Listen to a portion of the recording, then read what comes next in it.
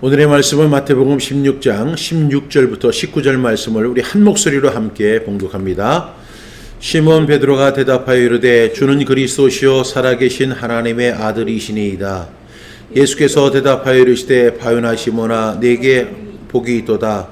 이를 내게 알게 하니는 혈육이 아니요 하늘에 계신 내 아버지이시니라. 또 내가 내게 이르노니 너는 베드로라. 내가 이 반석 위에 내 교회를 세우리니 음부의 권세가 이기지 못하리라. 내가 천국 열쇠를 내게 주리니 네가 땅에서 무엇이든지 매면 하늘에서도 매일 것이요 네가 땅에서 무엇이든지 풀면 하늘에서도 풀리리라 하시고 아멘.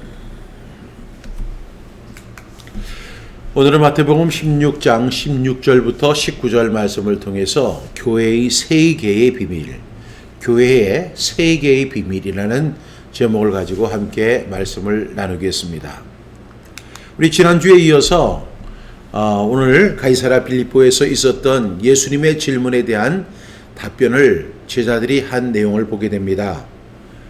사람들이 나를 누구로 하느냐? 그랬더니 어떤 사람은 이야기를 어떤 사람은 세례 요한, 어떤 사람은 엘리야, 어떤 사람은 예레미야, 또 어떤 사람은 선지자 중에 하나입니다. 이렇게 이야기를 합니다. 그 이야기가 끝난 후에 예수님께서 제자들에게 그러면 너희는 나를 누구라고 생각하느냐? 너희에게 나는 어떤 존재인가? 라고 이렇게 물어보았죠. 그랬더니 베드로가 그렇게 이야기하죠. 주는 그리스도시요 살아계신 하나님의 아들입니다. 이렇게 말씀하게 됩니다. 예수님께서 굉장히 기뻐하시면서 바요나 시몬아 네가 복이 있도다. 이를 내게 알게 하니는 혈육이 아니요 하늘에 계신 내 아버지시니라. 이렇게 칭찬하는 장면이 나옵니다. 그 말씀과 오늘 함께 마태복음 16장 16절에서 19절을 통해서 교회의 본질과 기초가 되는 신앙 고백에 대해서 함께 말씀을 나누려고 합니다. 일명 교회의 세 개의 비밀이 있습니다. 예수님은 베드로의 고백을 통해서 교회의 설립 원리를 명확히 소개하셨습니다. 오늘 16절에서 베드로가 주는 그리스도시요 살아계신 하나님의 아들이시니이다. 이렇게 고백을 합니다. 바로 이 고백이 교회의 기초가 된다는 사실을 우리는 이 말씀을 통해서 알 수 있습니다. 따라서 교회라고 하는 것은 예수님이 그리스도이심을 믿고 고백하는 이들의 공동체, 모임이 바로 교회라는 사실을 알게 되죠. 또 17절에서 예수님은 이 고백이 사람의 지혜가 아니라 하나님이 주신 계시임을 강조하십니다. 바요나 시몬아 네가 복이 있도다. 이를 내게 알게 하니는 혈육이 아니요 하늘에 계신 내 아버지시니라. 이렇게 말씀하시면서 이 하나님께서 그것을 알려주셨기 때문에 이것을 너희가 알 수 있었다라고 말씀하시죠. 따라서 신앙은 단순한 지식이 아니라 하나님과의 관계에서 오는 것임을 예수님은 이렇게 설명해 주셨습니다. 그러면 오늘 교회의 설립에 대해서 함께 말씀을 나누는데 18절에서 예수님은 이렇게 말씀하시죠. 내가 너에게 이르노니 너는 베드로라. 내가 이 반석 위에 내 교회를 세우리니. 이렇게 말씀하시죠. 너는 베드로라. 내가 이 반석 위에 내 교회를 세운다. 이렇게 말씀하시죠. 여기서 이 반석이라는 것은 베드로의 이름인데 그 베드로의 이름이 헬라어로 페트라입니다. 페트라. 근데 이 페트라는 반석이라는 의미를 갖고 있는데 그 베드로의 신앙 고백 위에 교회가 세워진다는 것을 말씀하고 있습니다. 베드로가 뭐라고 고백을 했다고 했죠? 주는 그리스도시요 살아계신 하나님의 아들입니다. 이렇게 고백을 했거든요. 그랬더니 너는 베드로다. 너는 반석이다. 내가 이 반석 위에 내 교회를 세울 것이다. 이렇게 말씀하고 있습니다. 쉽게 말하면 예수님께서 그 베드로의 고백 위에 교회를 세운다는 거죠. 따라서 교회라는 것은 예수 그리스도를 주님으로 모시는 사람들의 공동체라는 사실을 알 수가 있습니다. 따라서 교회는요, 우리가 흔히 생각하는 것처럼 건물이 아니라 예수 그리스도에 대한 믿음을 바탕으로 세워진 공동체가 교회인 것입니다. 또한 이 고백을 하는 모든 신자들이 함께 모여 이 교회를 이루게 되는 것이죠. 그래서 교회라는 간판을 걸지 않았다고 해서 교회가 아니라는 것이 아닙니다. 예를 들어서 중국의 뭐 지하교회, 이런 교회들이 교회 간판을 걸 수가 없어요. 그런데 그들이 예수님을 고백하고 그리고 예수님을 나의 구주와 주님으로 인정하고 그래서 함께 모여서 예배하고 기도하는 그 모임이 비록 교회라는 이름은 달지 않았어도 교회라고 주님은 말씀하고 있습니다. 또한 같은 예로 우리 성경암송학교가 성경암송을 교육하고 홍보한다고 하지만 이 성경암송학교가 예수 그리스도에 대한 믿음을 바탕으로 고백하는 기관입니다. 따라서 성경암송학교 역시 교회인 것입니다. 예수님이 함께하는 교회라고 믿습니다. 마태복음 18장 20절에서 두세 사람이 내 이름으로 모인 곳에는 나도 그들 중에 있느니라. 북한의 지하교회, 중국의 지하교회, 중국의 가정교회, 그리고 북한의 지하교회, 그들은 간판을 걸지 못해요. 또 성경암송학교처럼 우리는 전문적인 사역을 중심으로 모인 이런 성경암송학교도 굳이 교회라는 이름을 달지 않습니다. 그러나 두세 사람이 내 이름으로 모인 그곳에 바로 주님도 함께 하신다고 말씀하셨습니다.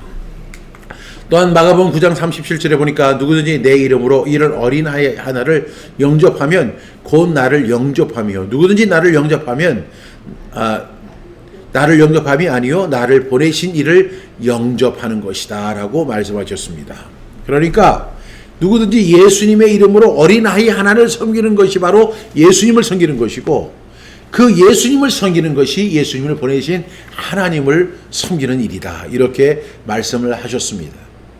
따라서 교회는 예수 그리스도를 믿고 고백하는 사람들의 모임이 바로 교회라는 사실입니다. 그러나 예수님의 이름으로 모였다고 해서 모두 교회가 되는 것은 아니죠. 교회가 되기 위해서는 가장 중요한 요소가 있음을 예수님이 말씀하고 계시죠. 사람의 교회가 아닌 예수님의 교회가 되어야 한다는 거죠. 사람들이 이렇게 모였다고 해서 그것이 무조건 교회가 되는 것이 아닙니다. 신앙 고백의 중요성은 교회의 구성원으로서 우리는 베드로처럼 예수님을 나의 구주와 주님으로 고백해야 돼요. 주는 그리스도시요 살아계신 하나님의 아들이십니다. 예수님은 나의 구세주이십니다. 예수님은 나의 주님이십니다. 이것을 진심으로 고백한 사람들의 모임이 교회인 것입니다. 혼자일 때는 교회가 아니죠. 그러나 두 사람 이상이 예수님의 이름으로 모인 그곳이 바로 교회가 되는 것입니다. 이러한 고백이 없이는 진정한 교회가 존재할 수 없게 되는 것입니다. 우리가 예수님을 믿고 고백하는 만큼 교회는 그리스도의 몸으로서 온전하게 성장할 수 있게 되는 것이죠. 19절 말씀 보겠습니다. 내가 천국 열쇠를 내게 주리니 네가 땅에서 무엇이든지 매면 하늘에서도 매일 것이요 네가 땅에서 무엇이든지 풀면 하늘에서도 풀리리라. 이렇게 말씀하십니다. 이는 교회가 세상에 복음을 전하고 하나님의 나라를 확장하는 그 사명을 받았다는 그 사실을 예수님 말씀하시는 겁니다. 천국의 열쇠는 뭐예요? 구원의 길을 여는 역할을 하는 것인데 예수 그리스도를 믿고 고백하는 그 자들에게 구원이 주어지고 그 사람들에게 동시에 뭐가 주어져요? 사명이 주어집니다. 교회의 사명. 그래서 이 교회는 뭐라 해요? 우리 모여서 함께 예배하고 찬양하고 기도하는 것도 중요하지만 또한 주님이 주신 교회의 사명이 있어요. 그 사명이 뭐냐면 복음을 전파해서 사람들에게 구원의 길을 열어주는 것입니다. 이것이 바로 구원의 열쇠, 천국의 열쇠라고 할 수 있는 것입니다. 그래서 천국의 열쇠는 교회가 영적 권위를 가지고 있다는 것을 의미하는데 그래서 우리는 예수님의 이름으로 기도하고 귀신을 쫓아내고 병을 고치는 권세를 부여받았습니다. 교회가 세상에서 하나님의 뜻을 이루는 도구라는 사실을 분명히 예수님은 말씀해 주셨습니다. 이렇게 이 교회는 신앙 고백을 통해서 우리는 세상에서 빛과 소금의 역할을 감당해야 되고 예수 그리스도의 복음을 전파하는 그런 역할을 감당하는 것입니다. 예수님께서 너희는 가서 모든 민족을 제자로 삼아 아버지와 아들과 성령의 이름으로 침례를 베풀고 내가 너에게 분부한 모든 것을 가르쳐 지키게 하라. 오직 성령이 너에게 임하시면 너희가 권능을 받고 예루살렘과 온 유대와 사마리아와 땅끝까지 이르러 내 증인이 되리라. 이렇게 예수님께서 명령을 주셨죠. 그것이 교회의 사명이 된 것입니다. 이것이 바로 또 동시에 우리 성경암송학교의 사명인 것입니다. 오늘 이 예배에 참여하는 사람들이 성경암송학교를 통해 성경암송학교를 교회로 세워야 하는 사람들입니다. 제 설교를 듣는 여러분들도 마찬가지죠. 제가 오늘 앞서 설명한 것처럼 교회는 건물이 아니에요. 예수 그리스도를 나의 주님으로 고백하는 사람들, 이것을 헬라어로 에클레시아라고 하는데 그 에클레시아, 그래서 분리되어서 나온 거예요. 세상 속에서. 왜? 무엇을 위해서?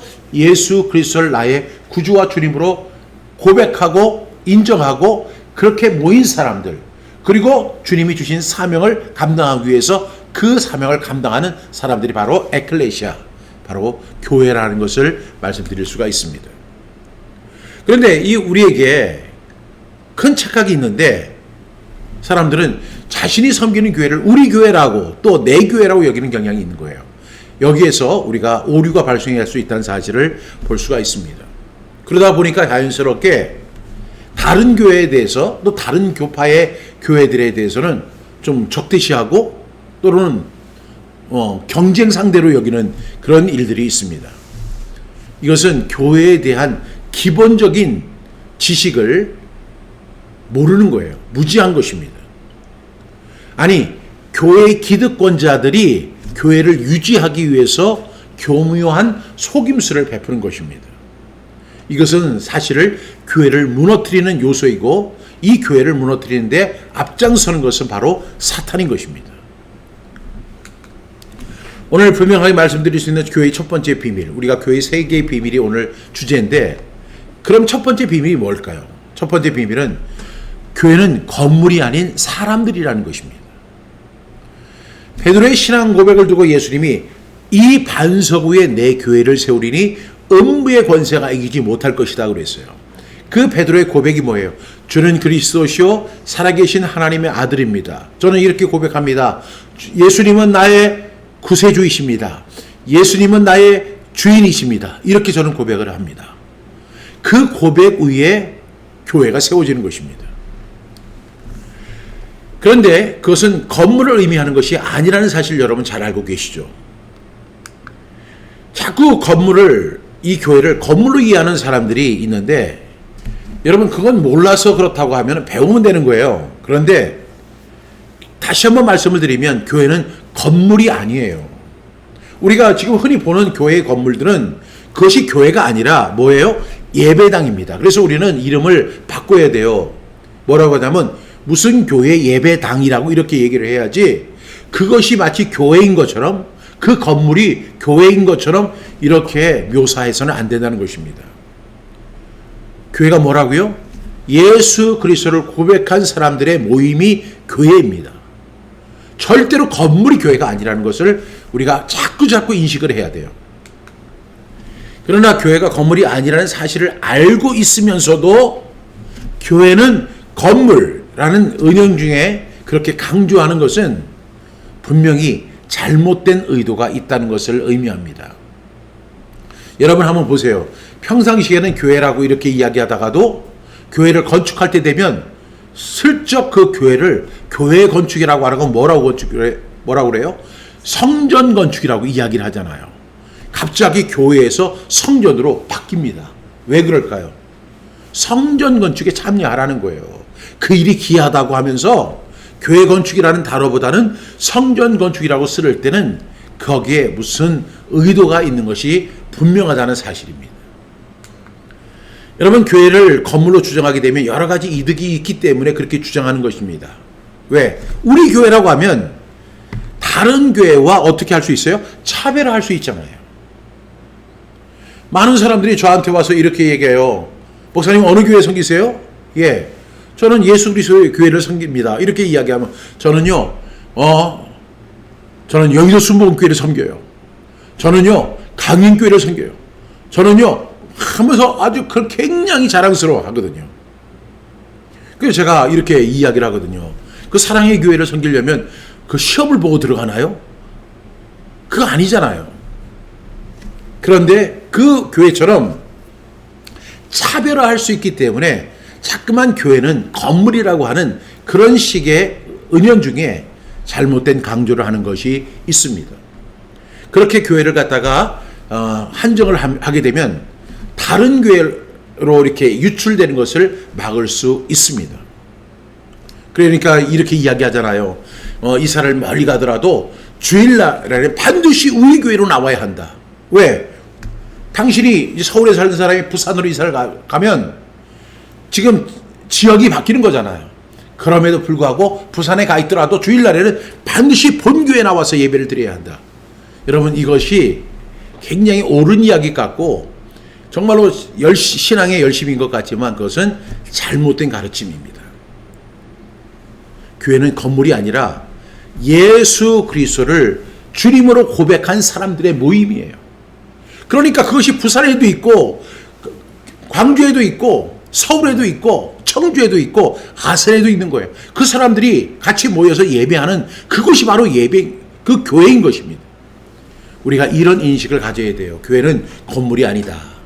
교회는 예수 그리스도를 나의 구주와 주님으로 영접한 사람들의 모임이다. 이 사실을 꼭 기억할 수 있기를 바랍니다. 교회의 두 번째 비밀이 또 뭐냐면 교회는 하나라는 사실입니다. 많은 사람들이 교회를 이렇게 이해를 하죠. 우리 교회가 있고 너희 교회가 있다. 이렇게 이해를 합니다. 그런데 여러분, 오늘 앞에서 말씀드린 바와 같이 교회는 건물이 아닌 것처럼 교회는 세상에 수많은 교회가 있다 하더라도 그 교회는 하나인 것입니다. 정말 수많은 교회와 교단들이 있지만 교회는 하나입니다. 우리나라에는 장로교도 있고 감리교회도 있고 성결교회도 있고 침례교회도 있고 순복음도 있고 구세군도 있고 우리나라에는 루터교도 있고 여러 가지 그 교단들이 있지만 그리고 그 산하에 수많은 교회들이 있어요. 지금 이렇게 측량을 해보면 약 6만 교회 이상이 있다고 합니다. 그런데 그 6만 교회가 사실은 6만 교회가 아니라 하나의 교회입니다.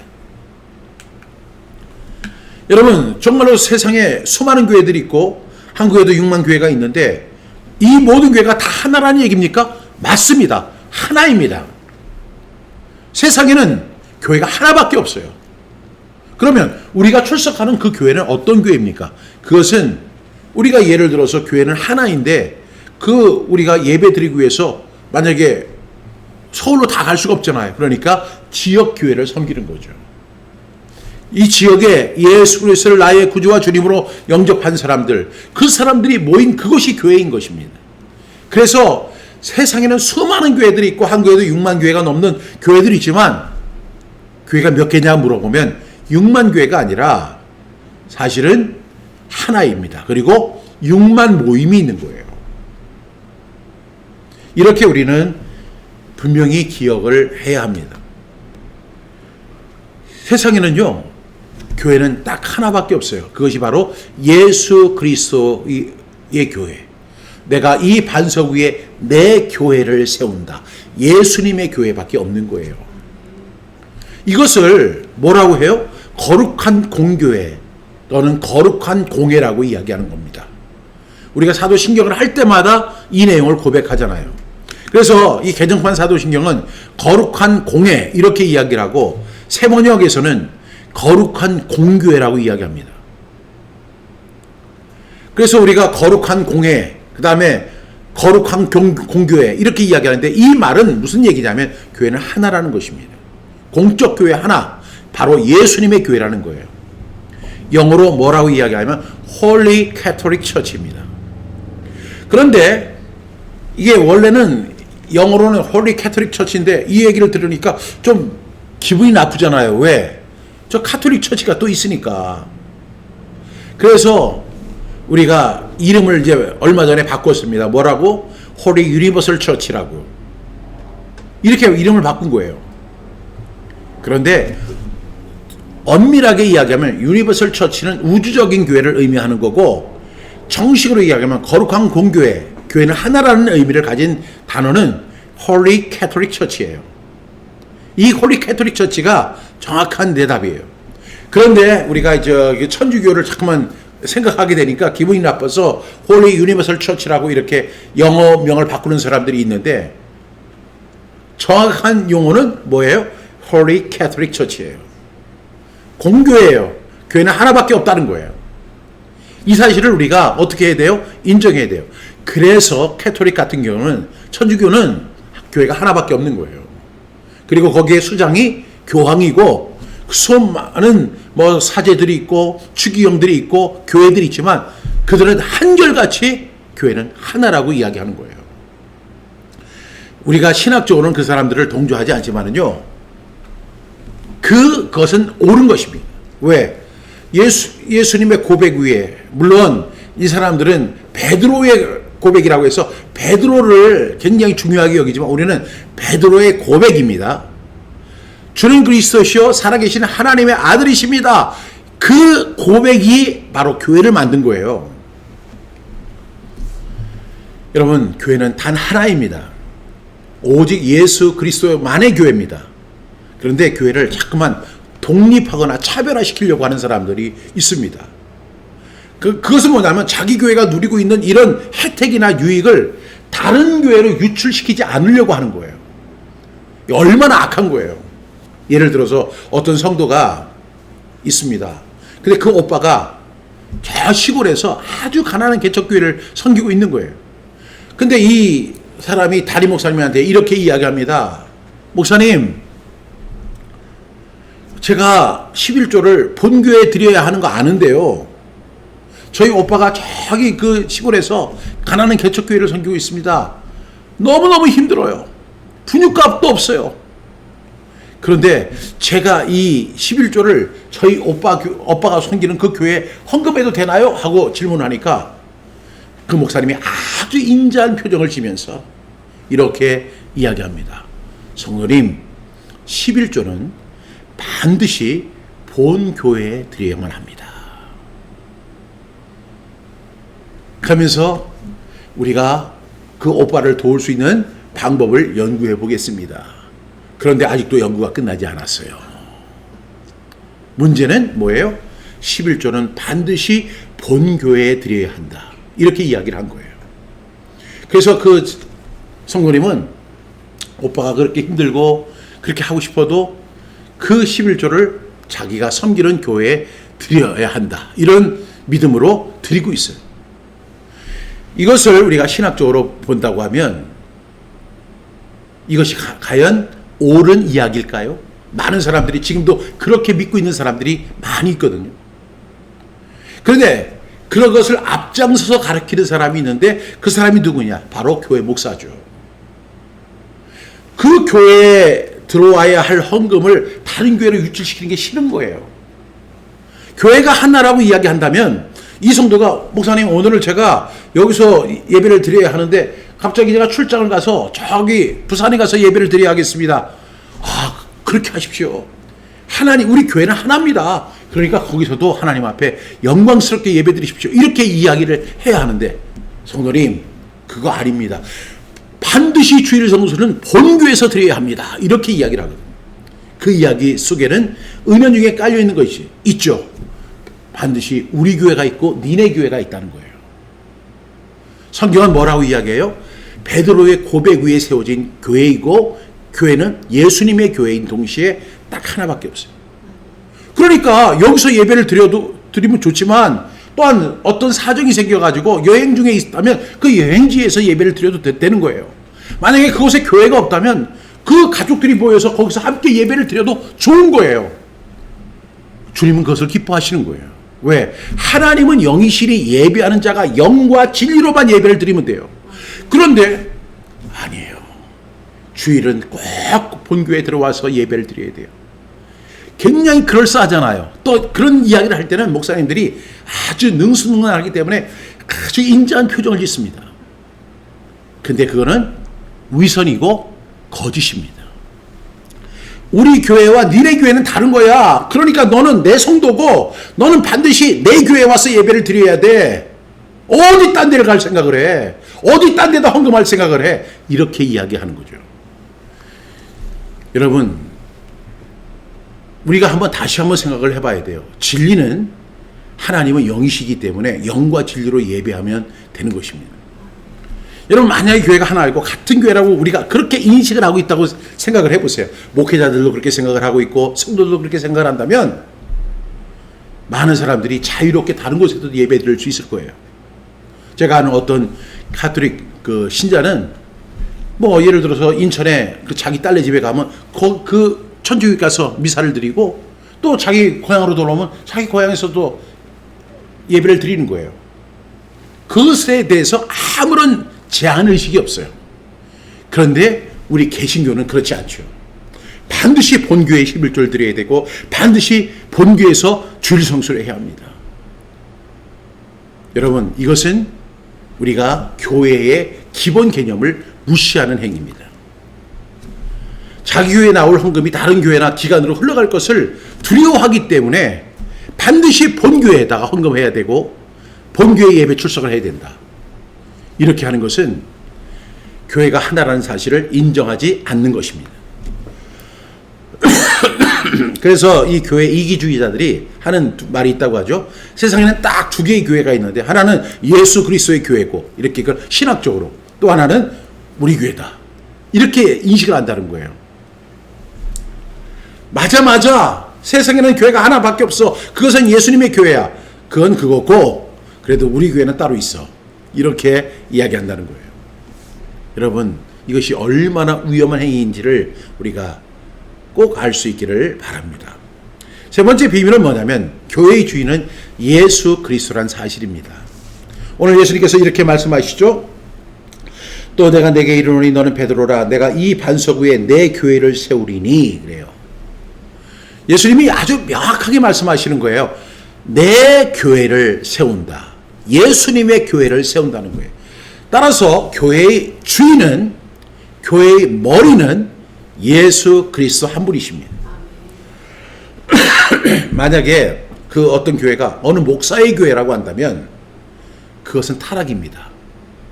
또한 어느 교회가 한 사람에 의해서 움직인다면 그것은 사입이고 이단입니다. 그렇지 않아요? 교회가 예수님의 말씀에 근거해서 운영이 돼야 되는데 어떤 한 사람의 기분이나 그 사람의 영향력에 의해서 움직여진다면 그 교회는 잘못된 것입니다. 여러분, 교회의 주인은 오직 예수 그리스도이십니다. 여러분, 그런데 이 사실 모르는 사람은 없을 것이죠. 문제는 입으로는 다 그렇게 얘기를 하면서도 교회를 자기의 교회로 보는 사람들이 있다는 거예요. 참 좋은 의도로 시작했다가 나쁜 결과로 끝나는 경우가 있는데 이런 경우가 있죠. 이 교회는 우리 할아버지가 세운 거야. 저희 할아버지도 17교회나 세운 분이에요. 그렇다고 해서 그 자손들이 가가지고 이건 우리 할아버지가 세운 교회니까 우리가 여기서 영향력이 있어. 너희는 내 말 들어야 돼. 이렇게 이야기한다면 그 교회는 예수 그리스도의 교회가 아니라 내 교회고 우리 할아버지의 교회인 거예요. 또 어떤 사람들은 얘기해요. 내가 이 교회에 왔을 때 정말 개척 멤버로 왔어. 그 어렵고 힘들고 밥 한 끼 먹기도 힘들 때 내가 이 교회를 세웠어. 내가 이 교회 개척 멤버야. 은연중에 자신이 교회의 주인인 것처럼 행세를 하는 거예요. 여러분, 교회는요 오직 예수 그리스도의 명령에 의해서 움직여야 돼요. 그러므로 너희는 가서 모든 민족을 제자로 삼아 아버지와 아들과 성령의 이름으로 침례를 줘라. 또한 너희는 세상의 소금이다. 너희는 세상의 빛이다. 이 역할을 감당하는 교회가 되어야 되는 거예요. 목사가 교회의 주인 아닙니다. 목사의 아들이 교회의 주인 아닙니다. 목사의 아들이 딱 그 아들로 해가지고 그 교회를 세습받아가지고 아주 오만하게 설교하는 사람도 있어요. 당회장님이 교회의 주인 아닙니다. 아니, 세상에 없는 용어가 있어요. 당회장님. 아니, 당회는 그 교회 그 당회를 주도하는 그 회의 기관인데 거기에다가 우리 당회장님을 위해서 기도합니다. 우리 당회장님. 아니, 목사라는 칭호보다 더 아름다운 칭호가 어디 있고 집사라는 칭호보다 더 아름다운 칭호가 어디 있어요. 그런데 우리 당회장님, 또 우리 감독님, 또한 우리 총회장님, 우리 총회장님. 아, 니네 총회장이지 우리 총회장이 아니잖아요. 힘있고 돈 많은 장로가 교회 주인 아닙니다. 교회 개척 멤버가 교회 주인 아니에요. 교회는 오직 예수 그리스도의 교회입니다. 그리고 우리는 그 교회 뭐예요? 지체. 세포야, 세포. 그래가지고 눈에 보이지도 않을 수도 있어요. 그렇지만 우리는 주님의 이름으로 이 교회에 모였고, 그래서 주님의 명령을 순종하며 살아가고 예배하고, 그래서 우리는 그 교회의 지체인 겁니다. 그래서 우리는 우리의 교회를 세워야 합니다. 여러분, 교회를 위해서 여러분들이 고난받아야 돼요. 교회를 위해서 헌신할 뿐만 아니라 헌금해야 되는 거예요. 사도 바울은 이렇게 고백을 했습니다. 골로새서 1장 24절부터 25절 말씀 우리 같이 읽겠습니다. 시작. 나는 이제 너희를 위하여 받는 괴로움을 기뻐하고 그리스도의 남은 고난을 그의 몸된 교회를 위하여 내 육체에 채우노라. 내가 교회의 일꾼 된 것은 하나님이 너희를 위하여 내게 주신 직분을 따라 하나님의 말씀을 이루려 함이니라. 이렇게 말씀하고 있어요. 이 말씀 굉장히 어려운 말씀이지만 쉽게 이야기하면 나는 지금 고난을 당하고 있고 괴로움을 당하고 있는데 이 괴로움을 나는 기뻐한다. 왜냐하면 그리스도께서 남은 권한을 나에게 주셨기 때문에, 우리 교회에 주셨기 때문에. 그래서 우리 이제 예수님은 승천하셔서 하늘에 계시지만 그 교회, 그리스도의 몸된 교회가 이 세상에 존재하지 않냐? 그래서 이 세상에 존재하는 이 교회를 위해서 나는 그 고난을, 그리스도의 남은 고난을 가지고 있는 교회를 위해서 내 육체에 채우는 것이다 라고 이야기합니다. 그러면서 내가 이렇게 일꾼이 돼서 하는 것은 하나님이 너희를 위하여 내게 주신 직분, 각 사람에게 주신 직분을 따라서 하나님의 말씀을 이루는, 나는 아주 작은 행동을 하는 것이다 라고 이야기하는 거예요.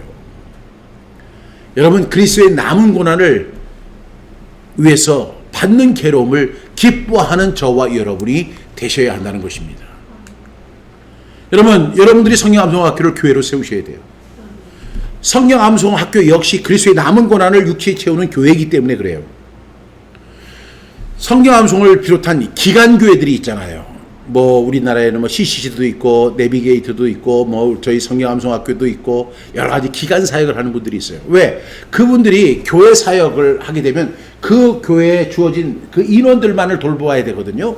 그런데 이 기간 사역은 한 어떤 지역이나 한 교회가 아닌 대한민국 전체에 있는 사람들, 또 선교지에 나가 있는 선교사님들까지를 도우고 세우고 격려하고 지원하는 일을 해야 하기 때문에 어떤 한 특정 교회를 섬기지 못하는 거예요. 자격이 없어서 안 하는 게 아니에요. 정말 사실 그 중에 이 기간 목회를 하시는 목사님들 보면 되게 다 공부도 많이 하고 똑똑하고 얼마든지 개교회를 능력 있게 감당할 수 있는 분들이거든요. 그런데 개교회들은 여러 가지로 재정적으로 풍성하지만 이 기간교회들은 굉장히 어려운 가운데 있거든요. 성경암송학교도 마찬가지입니다. 그래서 이 성경암송학교를 비롯한 기간학교는 이렇게 복음을 전하고 교육하는데 최적화된 기관이죠. 최적화된 교회입니다. 그래서 여러분들이 성경암송학교에 들어오신 분들은 성경암송학교의 사역을 외면하지 말아야 돼요. 왜? 교회는 하나이고 그 사명, 그 일을 위해서 최적화된 성경암송을 위해서, 하브루타 사역을 위해서, 태필린 복음을 위해서 최적화된 교회가 바로 성경암송학교이기 때문에 그렇습니다.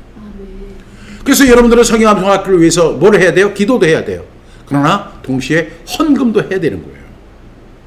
여러분의 헌금이 없으면 성경암송학교는 교회의 기능인 그리스도의 남은 고난을 채우는 그 일을 감당할 수가 없어요. 성경암송학교가 살아남아서 사역을 감당하기 위해서는 여러분의 기도와 헌금이 반드시 필요한 것입니다. 여러분들은 이 성경암송은 개개인이 섬기는 교회처럼 11조, 주정헌금, 그 다음에 감사헌금 이런 거를 안 드리잖아요. 이 성경암송학교에서는. 그렇지만 성경암송학교를 위해서 여러분들이 정말로 이 성경암송학교가 성경 암송과 성경 교육, 그리고 암송 교육, 하브루타 사역, 태필린 복음 사역을 위해서 이 사역이 어디까지 가고 있어요? 지금 땅끝까지 가고 있거든요. 우리 성경 암송학교의 그는 굉장히 작지만 그럼에도 불구하고 이 책을 가지고 지금 선교지에서 태필린 복음을 가지고 선포하는 사람들이 엄청 많거든요. 심지어는 힌두교 사람들 또한 무슬림들도 지금 이 말씀을 선포하고 있잖아요. 그러니까 여러분들 이 사역을 위해서 여러분 CMS도 좋고 헌금이라도 해야 되는 거예요. 여러분 1,000만 원도 좋고 1,000원도 좋습니다. 성경암송학교를 위해서 이렇게 후원하셔야 되고 헌금해야 되는 거예요.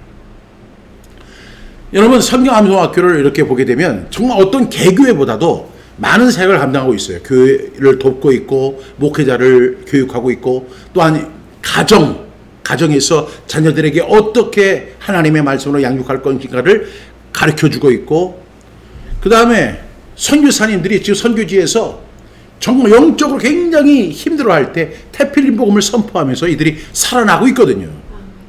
그러한 사역을 감당할 수 있도록 성경 암송학교를 여러분 지원해야 돼요. 그래서는 물질이 필요한 거예요. 물질이 없으면 사역이 중단될 수밖에 없는 것입니다.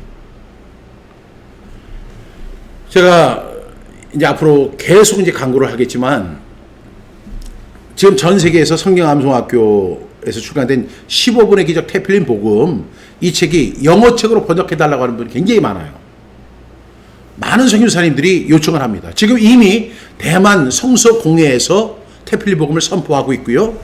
대만어로 번역이 돼서 뭐 필리핀에 러시아, 중국어, 따갈로그, 스페인, 방글라데시 이런 언어로 번역해달라고 하는 분들이 굉장히 많아요.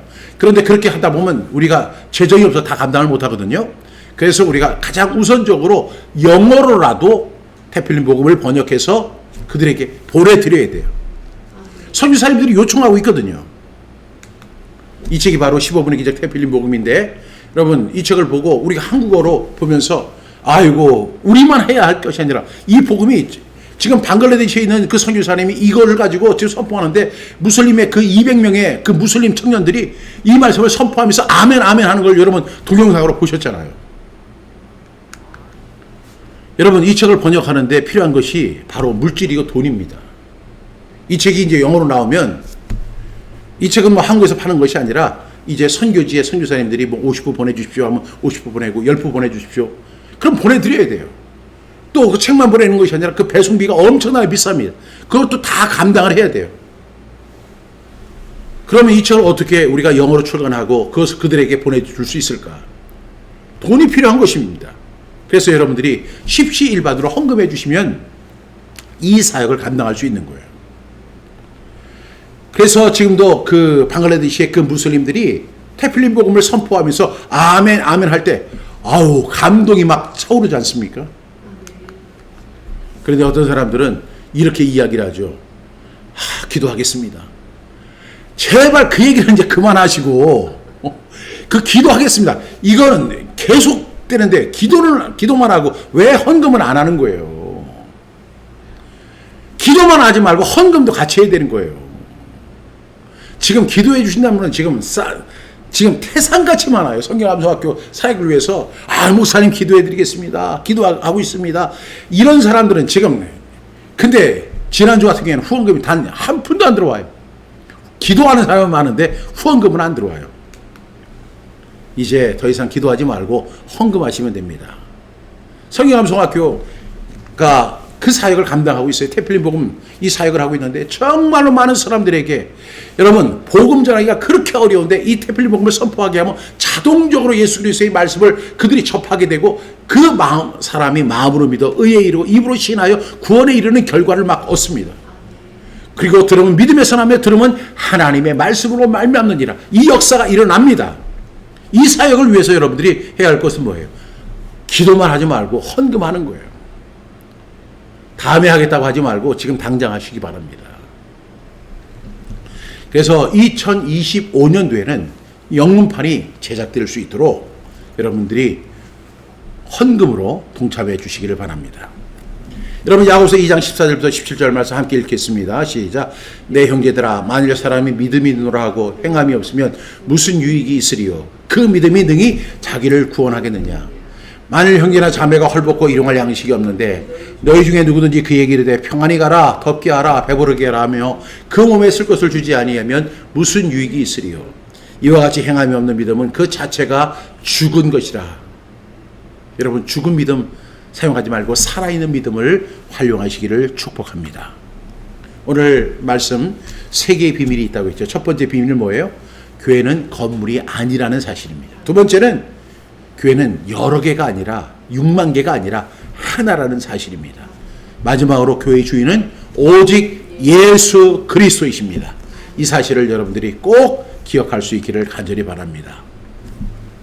오늘의 결론은 우리가 교회의 일원으로서 신앙 고백을 통해서 예수 그리스도를 주로 인정할 때 우리 교회가 세워진다는 사실을, 우리 성경암송학교도 그러하다는 사실을 말씀드립니다.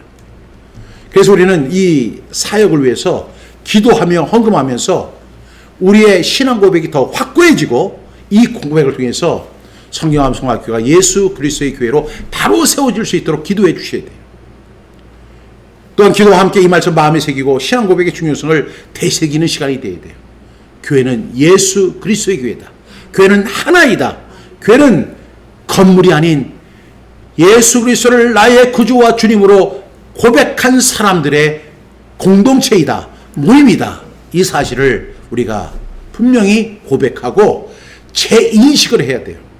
이제까지 구태의연한 교회관 다 내버리고 정말로 예수님의 교회가 이 땅 위에서 온전히 세워져서 역사할 수 있도록, 그 사명을 감당할 수 있도록 우리 모두가 깨어있는 크리스찬 되기를 주님의 이름으로 축복합니다. 기도하겠습니다. 하나님 아버지 감사합니다. 오늘 교회의 세 개의 비밀을 함께 나누었습니다. 이 비밀을 우리가 알고 교회를 세워나가는 그리스도의 몸된 교회의 성도들 다 되게 하여 주시옵소서. 잘못된 인식에서 벗어나서 예수 그리스도의 교회를 아름답게 빛내는 우리 모두 다 되도록 인도해 주옵소서. 예수님의 이름으로 기도합니다. 아멘.